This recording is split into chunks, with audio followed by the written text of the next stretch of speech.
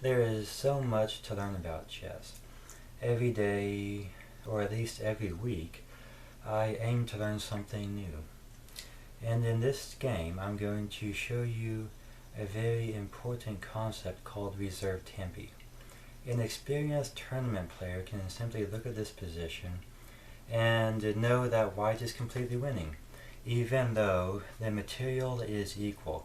4 pawns for 4 pawns, it's basic king versus king. And a lot of people will come to a position like this, a king and pawn endgame, or maybe a king pawn, maybe some minor pieces, maybe a major piece, and they're not really for sure who's winning. But it all comes down to reserve tempi. So what do I mean by reserve tempi? Well, it's how many moves that the pawns can make.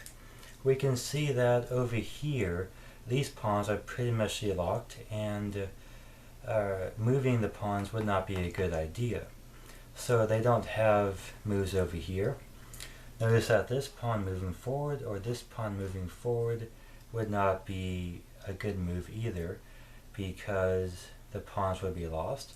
So really the only pawns that can move without loss of material are the pawns on the A file. We see that black can move his pawn 1, 2, 3 squares forward. White could move his pawn 3 squares forward as well. However, there is a crucial difference here. White has the option to move his A pawn either 2 squares forward or 1 square forward, depending on what black does. And that is why white is winning this game.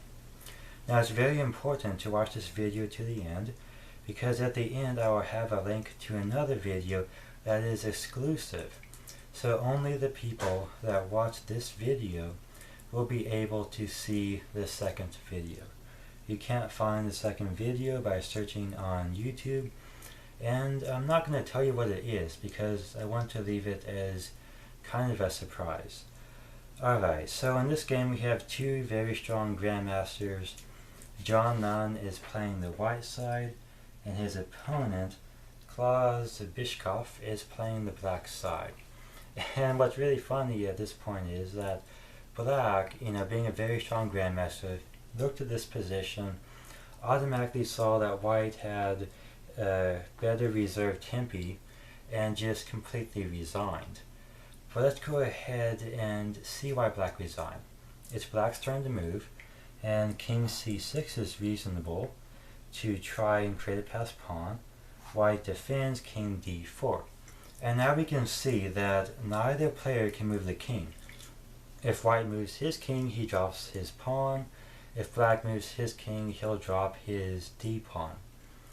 So neither king can move, the pawns here in the center can't move, and the pawns on the right side of the board would not be good to move either. So therefore we're left with the A pawns.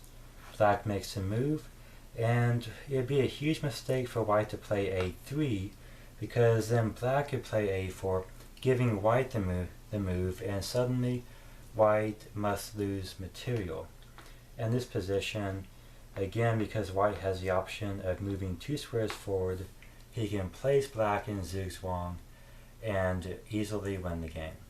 This is a very important chess concept to learn because it comes up often in endgames, and you'll want to look at the reserve tempi to determine if you will have more tempi in an endgame than your opponent, because maybe it's not a good idea to go into the endgame if you're black and you have 1 less reserve tempi, but if you're white, then it would be a very good idea indeed.